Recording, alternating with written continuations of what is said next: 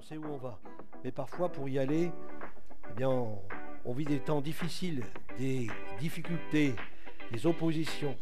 Mais cela sert pour nous affirmer, pour nous affermir, pour nous rendre solides.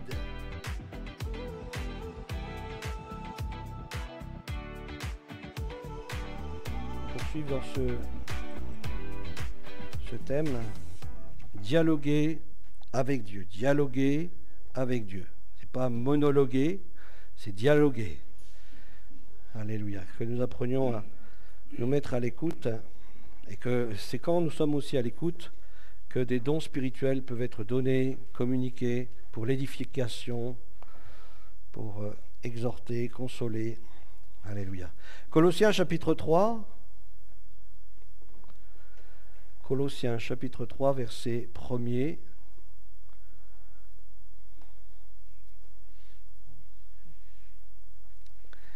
Est-ce que nous sommes nés de nouveau? C'est la question. Est-ce que nous sommes nés de nouveau? Alors, Seigneur, est-ce que je suis vraiment né de nouveau? Est-ce que je suis né de nouveau? Est-ce que j'ai fait vraiment une expérience avec Dieu de nouvelle naissance? Voilà. Alors, sommes-nous nés de nouveau? Alors, si nous le sommes, eh bien, l'apôtre Paul nous donne un bon conseil. Si donc vous êtes ressuscité avec Christ, c'est-à-dire que vous êtes nés de nouveau, vous avez été plongé dans la mort avec Christ et vous êtes rendu vivant par sa puissance, c'est ce qui est symbolisé par le baptême, lorsque nous prenons le baptême au travers de cette immersion, et puis lorsque nous sortons de l'eau, symbolise la résurrection, cette vie nouvelle avec Christ, et il n'y a qu'à cette condition-là que je peux obéir à ce verset biblique. Si vous êtes ressuscité avec Christ, cherchez les choses d'en haut. Si je suis passé par la nouvelle naissance, je dois m'affectionner, rechercher les choses d'en haut et non celles qui sont sur la terre, parce que dans ma vie, j'ai mis des priorités. Est-ce que dans votre vie, vous avez mis des priorités? Oui, cherchez premièrement le royaume de Dieu et sa justice. Et après tout le reste, eh bien, vous inquiétez pas. C'est Colossiens chapitre 3, verset 1er. Si donc vous êtes ressuscité avec Christ, cherchez les choses d'en haut. Cherchez les choses d'en haut. Est-ce que vous avez cherché aujourd'hui les choses d'en haut? Je pense que déjà dès notre réveil, dès qu'on a mis les deux pieds par terre, eh bien on commence à rechercher les choses d'en haut parce qu'on cherche à être renouvelé. On cherche à être fortifié, à être encouragé. Seigneur, viens me montrer, me conduire tout au long de cette journée. Mais je recherche d'abord le contact avec le Seigneur. Donc je cherche les choses. Donc quand il parle des choses d'en haut, c'est les choses du royaume, qui viennent d'en haut. Le royaume de Dieu, il est au milieu de nous, a dit Jésus, et il sera en vous. Alléluia. Le royaume de Dieu est en nous. Si le roi habite dans nos cœurs, le royaume de Dieu vit en nous. Et nous avons tout pleinement en Jésus-Christ. Nous sommes en lui, il est en nous. Que c'est formidable. Alors je cherche sa présence. Je m'affectionne. Je mets de l'affection aux choses d'en haut et non à celles qui sont sur la terre. Il y a un ordre. Et ce qui est spirituel, c'est doit être notre priorité. Ce qui est spirituel. Matthieu 6,10 nous dit que ton nom soit sanctifié. Que ton nom soit sanctifié et que ton règne vienne. Rechercher les choses d'en haut, c'est aspirer le ciel pour que sur la terre il se répande. Aspirer le ciel pour que sur la terre il se répande. Être un canal entre le ciel et la terre, que le ciel puisse se déverser au travers de chacun d'entre nous, parce que nous sommes des ambassadeurs du royaume de Dieu, nous représentons le royaume de Dieu, et lorsque le monde nous voit, il doit voir un citoyen du ciel, un citoyen du royaume. Il doit y avoir un aspect brillant dans notre vie. S'il y en a qui ne sont pas brillants, nous le sommes en Jésus-Christ, nous sommes brillants. Alléluia. Nous sommes brillants. Que son nom soit béni. Et dans la gloire, on sera encore plus brillant. Mais pour l'instant, brillons au milieu de cette génération. C'est ce que le Seigneur nous demande et pour cela, Seigneur, que ton règne vienne. Je vais être un instrument pour que ton règne vienne au travers de moi, qu'il y ait des signes, des prodiges, des miracles, des signes du royaume qui se manifestent au travers de notre vie, au travers de ma vie. Que ta volonté soit faite, Seigneur, qu'elle soit faite sur la terre comme elle est faite au ciel. Alléluia. On cherche à ce que le royaume de Dieu se manifeste sur la terre, mais que le règne de Dieu se manifeste. Qu'il y ait ce désir de chercher Dieu, que sur la terre, il y ait cette adoration, comme il y a l'adoration dans le ciel, il y a la louange dans le ciel. Bien, le Seigneur, il désire que nous puissions apporter la louange aussi sur la terre, qui s'oriente vers le Seigneur, amener les hommes et les femmes à louer Dieu, à chercher Dieu, à rechercher sa présence, son conseil, chercher sa face. Le psaume 51, verset 12.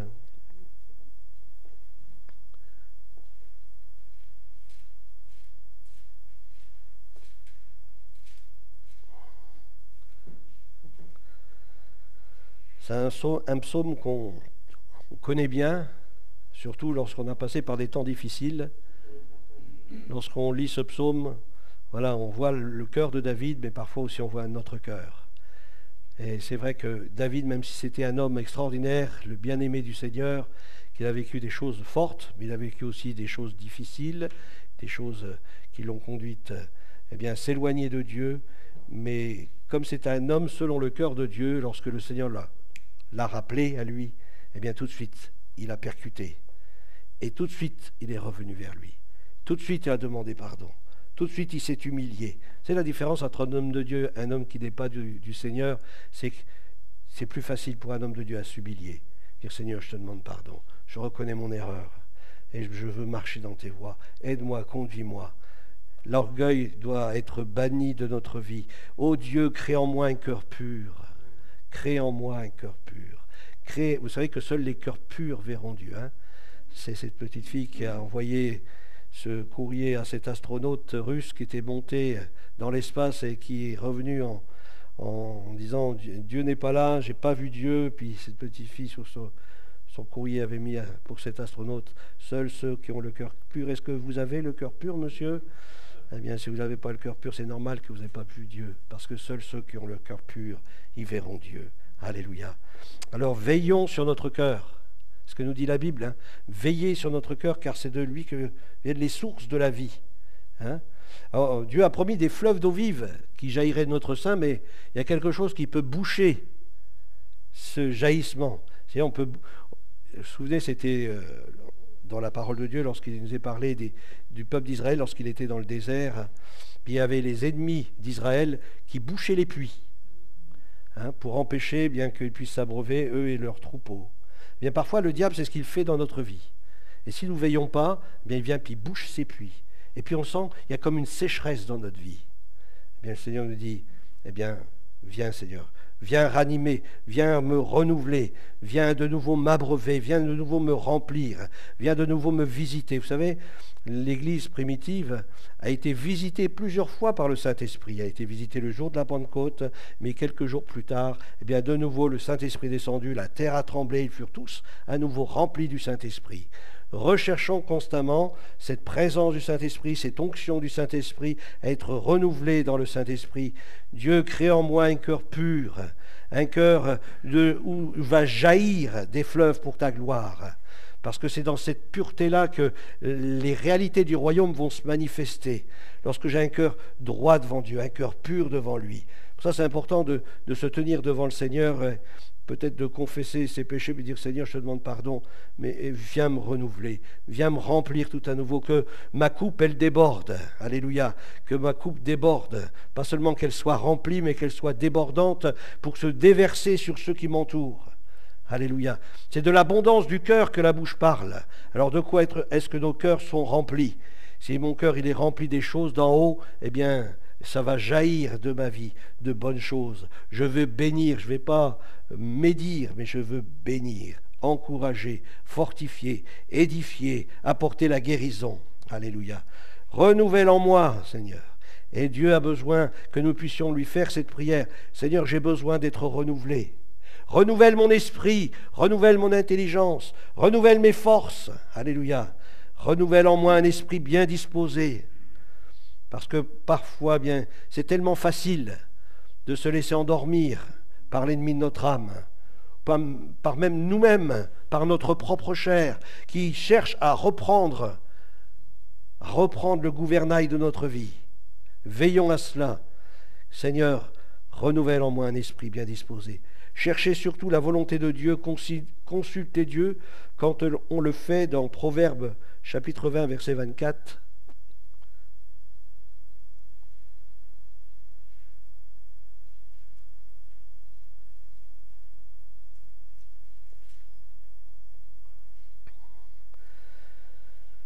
C'est l'Éternel qui dirige les pas de l'homme, mais l'homme peut-il comprendre sa voie? Vous savez, lorsque Abraham a reçu l'appel pour partir en direction de Canaan, il ne savait pas que ça allait prendre autant de temps. Il ne savait pas non plus qu'elle allait s'arrêter en cours de route, qu'il fallait que son père il meure pour qu'il aille plus loin.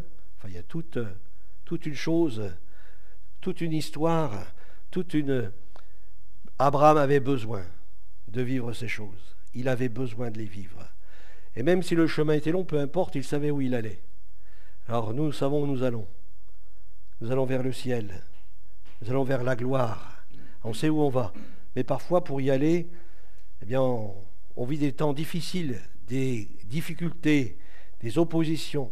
Mais cela sert pour nous affirmer, pour nous affermir, pour nous rendre solides, pour être des colonnes. Vous savez qu'un chrétien mûr, c'est une colonne dans la maison de Dieu. C'est une colonne dans la maison de Dieu. Il y a quelque chose elle supporte quelque chose. La Bible nous dit que l'Église, c'est la colonne et l'appui de la vérité. Alléluia. Et on a besoin d'être une colonne dans la maison de Dieu. La vérité doit se voir dans notre vie.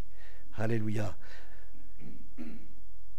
L'Éternel dirige les pas de l'homme droit, de l'homme qui se tient devant lui. Alors même si on ne sait pas tout le chemin à parcourir, on sait une chose, on se connaît le but, on sait où on va. Je sais où je vais, je vais vers la gloire. Mais peut-être qu'il y aura des temps difficiles, des temps d'opposition, mais peu importe. Je sais où je vais. Alléluia. Dieu a pour moi une promesse extraordinaire. Nous avons reçu des promesses. Vous savez, lorsqu'on est venu à l'Île-sur-le-Doubs, c'était en 2013, lorsqu'on a commencé cette petite église aux 4 grands rues, ici à l'Île-sur-le-Doubs, on ne savait pas que le Seigneur allait nous conduire ici, là, où nous sommes aujourd'hui. Et pourtant, on a connu toutes sortes de revers, toutes sortes de difficultés. Il a fallu qu'on lâche cette salle de réunion, qu'on parte un petit peu faire des réunions à gauche et à droite, avant de revenir ici, et pour un temps beaucoup plus long, parce que le Seigneur avait préparé quelque chose que nous ignorions. Et vous savez, avant que nous ouvrions aux 4 grands rues, on avait reçu un homme de Dieu à Porrentruy, au cep de Porrentruy, je ne me rappelle plus comment il s'appelle, peu importe, un homme qui avait un ministère prophétique. Il m'a donné une parole lorsqu'il a prié pour moi. Il me dit, autant mes voix sont éloignées de vos voix, autant mes pensées sont éloignées de vos pensées. Et quand il m'a donné cette parole, j'ai rien compris. J'ai rien compris. Je dis, mais pourquoi il me dit ça? Je ne comprends rien. Et c'est vrai. Et c'est vrai. J'étais loin de penser qu'aujourd'hui on serait là. Parce que c'était dans la pensée de Dieu. C'était dans sa pensée à lui. Et je n'étais pas conscient que Dieu était capable de faire au-delà de ce qu'on peut penser ou imaginer. Dieu est capable de faire au-delà de ce que nous pouvons penser ou imaginer. Dieu veut se servir de nous au-delà de ce que nous pouvons penser ou imaginer. Alléluia. C'est son œuvre à lui, c'est lui qui fait. Et ce qu'il demande, c'est que nous puissions être des ouvriers avec lui, simplement obéissants. Seigneur, je fais ce que tu désires, ce que tu veux. Je me soumets à ta volonté, mais je m'attends à toi. Je m'attends à toi parce que par mes propres forces, je ne peux pas faire les choses. Mais avec toi, Seigneur, je ferme les yeux. C'est toi qui me conduis. C'est toi qui me conduis. Tu es ma sagesse. Alléluia. Que Dieu soit béni. Et il veut diriger nos pieds, diriger nos pas. Il veut nous conduire là où lui, il veut nous conduire. Pas là où nous voulons aller, mais là où lui, il veut nous conduire. Simplement, il faut tenir ferme. Il faut tenir ferme. Il ne faut pas se laisser déstabiliser. Lorsque l'ennemi vient, il faut demeurer ferme. Seigneur, tu as dit dans ta parole. Seigneur, je m'attache à ce qui est écrit dans ta parole, à ce que j'ai reçu dans mon cœur. Je sais que c'est comme une encre qui est en moi. Et je veux demeurer ferme et proclamer cette parole, parce que je sais qu'elle est vraie. elle vit en moi. Amen. Alléluia. Et le Seigneur va diriger nos pas. Il n'en a pas fini avec nous. Il y a encore plein de choses en réserve que je ne sais pas, mais lui, il les connaît. Et en son temps, il les fera. Et certainement, parce que c'est son projet, c'est lui qui le fait. Que son nom soit béni. Alléluia. Seigneur, merci parce que tu veux nous utiliser dans ton œuvre. Tu veux nous former, nous façonner. Tu veux faire de nous des ouvriers avec toi. Seigneur, merci parce que tu nous demandes d'être attachés à toi de tout notre cœur, de rechercher des choses d'en haut, de s'attacher aux choses qui sont éternelles et non pas à celles qui sont passagères. Seigneur, tu nous demandes de voir au-delà de ce qui est visible comme Abraham. Abraham ne regardait pas ce qu'il voyait, mais il voyait ta promesse. Seigneur, merci parce que Moïse aussi ne voyait pas avec ses yeux de la chair, mais il voyait comme perçant, voyant l'invisible, te voyant marcher au milieu du peuple d'Israël, conduisant le peuple d'Israël dans les œuvres que tu as préparées. Seigneur, nous voulons entrer pleinement dans tes promesses. Nous ne voulons pas être errants, mais au contraire, marcher selon ton conseil, selon ta parole, conduit par le Saint-Esprit. Seigneur, nous te bénissons parce que tu as pour nous des projets d'avenir. Et nous te louons, Seigneur, pour cette salle que tu nous as donnée, cet emplacement, pour ce lieu. Te bénissons parce que nous croyons que bientôt il va nous falloir agrandir ce local. Et nous réjouissons parce que c'est toi qui tiens l'or et l'argent, c'est toi qui tiens les plans, Seigneur, et nous te bénissons parce que tout ce que tu fais est parfait, et nous te rendons grâce de ce que tu nous rends participants de ce travail. À toi la gloire, l'honneur, et que ta bénédiction qui coule sur nous, sur ton peuple, puisse s'étendre au-delà, sur ceux et celles qui viendront à toi, Seigneur, dans les temps qui viennent. Tu sais déjà d'avance ceux qui viendront, ceux qui vont s'attacher. Te prions pour que ce soit un peuple nombreux qui s'attache, Seigneur, à ton cœur, qui s'attache à tes desseins, à tes projets, qui s'attache au ciel, au royaume de Dieu. Merci, Seigneur, pour la venue de notre frère Stéphane. Bénis, Seigneur, Stéphane Messina, que ton esprit soit puissamment, Seigneur, sur lui, et qu'au travers de lui, nous recevions ta parole, ton conseil, tes directives, qu'il y ait une onction qui vienne prophétique sur l'Église. Père, glorifie-toi, fais lever des ministères, fais de lever des hommes, des femmes qui soient remplis du Saint-Esprit et prêts à te servir et à t'honorer et à marcher dans tes voies. Seigneur, non pas à nous, mais à ton nom donne gloire. Amen, amen, amen. Gloire à Dieu. Alléluia.